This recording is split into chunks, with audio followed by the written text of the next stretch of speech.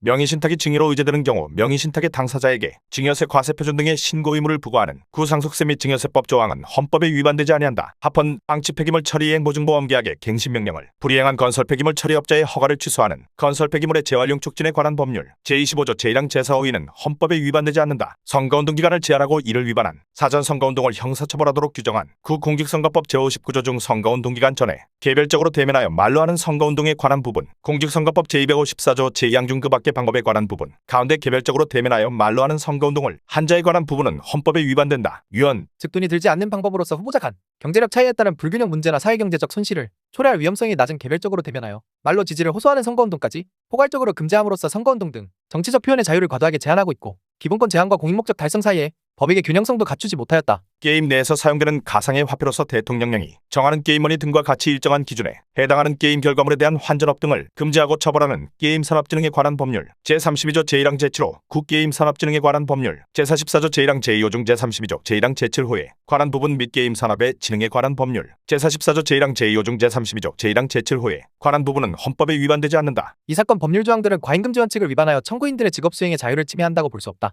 특별시장, 광역시장, 특별자치시장, 도지사, 특별자치도지사 선거의 예비후보자를 후원회 지정권자에서 제외하고 자치구의 지역구의회의원 선거의 예비후보자를 후원회 지정권자에서 제외하고 있는 정치자금법 조항에 관한 심판 청구 사건에서 1광역자치단체장 선거의 예비후보자에 관한 부분은 청구인들 평등권을 침해하여 헌법에 위반된다. 헌법불합치 이 자치구의회의원 선거의 예비후보자에 관한 부분에 대하여는 재판관들의 의견이 인용의견 5인 기각의견 사인으로 나뉘어 헌법과 헌법재판소법에서 정한 인용의견을 위한 정족수 6인에 이르지 못하여 기각하였다. 검사만 치료감호를 청구할 수 있고 법원은 검사에게 치료감호 청구를 요구할 수 있다고만 규정한 치료감호 등에 관한 법률 제4조 제1항 및 제4조 제7항은 형사사건인 당해사건에서 재판의 전제성이 인정된다. 치료감호에 대한 재판과 피고사건에 대한 재판은 별개의 재판이지만 양자는 서로 긴밀하게 연관되어 있으므로 피고사건을 선고할 때 치료감호 사건에 대하여도 고려를 할 수밖에 없다. 따라서 이 사건 법률 조항들은 당해사건에서 재판의 전제성이 인정된다. 공수처법 제24조 제1항은 고위공직자범죄 수사처와 다른 수사기관 사이에 권한 배분에 관한 사항을 규정한 것으로 청구인들의 법적 지위에 영향을 미친다고 볼 수 없어 기본권 침해 가능성이 인정되지 않으므로 위 조항에 대한 심판 청구는 부적법하다. 각하 기각. 수사처의 권한 행사에 대해서는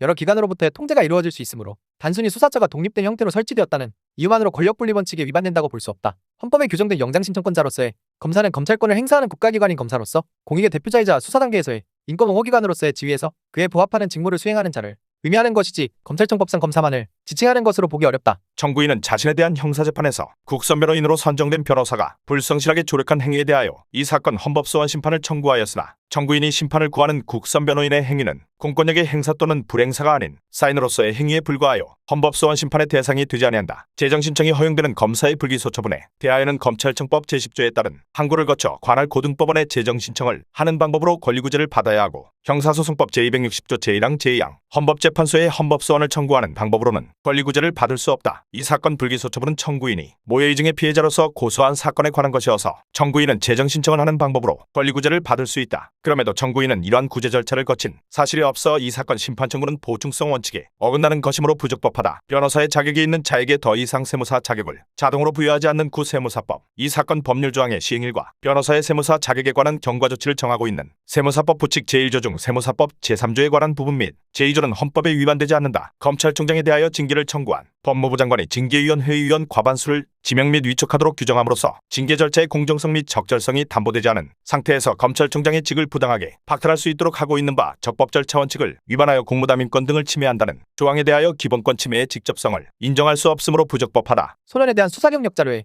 보존기간과 삭제에 대하여 규정하면서 법원에서 불처분 결정된 소년부 송치 사건에 대하여는 규정하지 않은 구형실효법 제8조의 제1항 제3항 및 현행 형실효법 제8조의 제1항 제3항은 과잉금지 원칙에 위반하여 당사자의 개인정보 자기 결정권을 침해한다. 헌법불합치 법원에서 불처분 결정된 소년부 송치 사건에 대한 수사 경력 자료의 보존기간과 삭제에 대하여 규정하지 않은 이 사건 구법 조항은 과잉금지 원칙을 위반하여 소년부 송치 후 불처분 결정을 받은 자의 개인정보 자기 결정권을 침해한다. 국민참여재판 배심원의 자격을 만 20세 이상으로 정한 국민의 형사재판 참여에 관한 법률 제16조 중 만 20세 이상 부분은 헌법에 위반되지 않는다. 심판 대상 조항이 우리나라 국민참여재판제도의 취지와 배심원의 권한 및 의무 등 여러 사정을 종합적으로 고려하여 만 20세에 이르기까지 교육 및 경험을 쌓은 자로 하여금 배심원의 책무를 담당하도록 정한 것은 입법 형성권의 한계 내에 것으로 자의적인 차별이라고 볼 수 없다. 특정 공무원 범죄의 범인에 대한 추징 판결을 범인 외자가 그 정황을 알면서 추력한 불법 재산 및 그로부터 유래한 재산에 대하여 그 범인 외자를 상대로 집행할 수 있도록 한 공무원 범죄에 관한 몰수 특례법 제구조의는 헌법에 위반되지 않는다. 합헌 확정된 형사 판결의 집행에 관한 절차를 어떻게 정할 것인지는 입법자의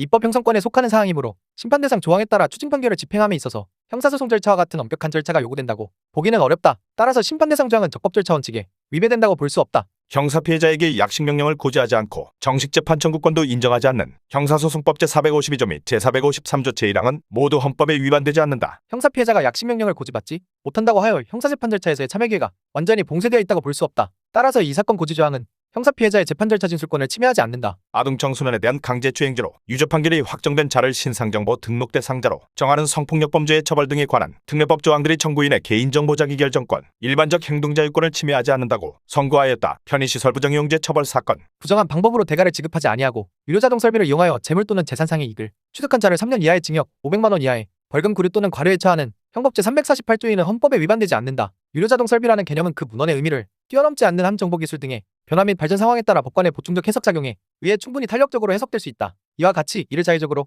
해석할 염려가 있다고 보기 어려우므로 심판 대상 조항은 죄형법정주의의 명확성 원칙에 위반되지 아니한다. 사람의 한거불능 상태를 이용하여 간음 또는 추행을 한 자를 형사처벌하는 형법 제299조 중 한거불능 부분은 헌법에 위반되지 아니한다. 심판 대상 조항이 그 의미를 예측하기 곤란하다거나 법 집행기관의 자의적 해석이나 적용 가능성이 있는 불명확한 개념이라고 보기 어렵다. 따라서 심판 대상 조항은 죄형법정주의의 명확성 원칙에 위반되지 아니한다.